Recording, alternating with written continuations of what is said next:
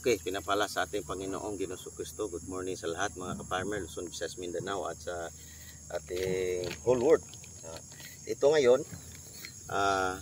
crop giant ang pulyar natin para mabilis maglaki, mag-develop ang 4 na kutsara ito. Crop giant, 4 na kutsara. 3, ito, 4. Itong saap. So, nag-umpisa na siya nag-crowded. So, tinitirahan natin ng 4 na kutsara. 1, 4, 2, 3, 4. 3, 4 ito. So, mga 6 harvest na. Marshall. Richard, kajut lang ha. Ito Marshall. Marshall, 2. 2. 2 kutsara, Marshall. Okay. Marshall. 2. Okay. Alia.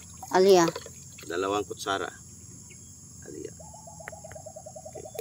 2 kutsara. Alia. Okay.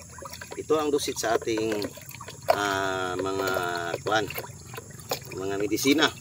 So yan, ito makatulong yan sa inyo yung pag-garden niyo, kahit na anong garden na gagawin niyo, sili, kahit ano, tomates, cabbage, lahat, carrots, potato, lahat na. Ito ilagay natin. So 2 kami na nag-spray.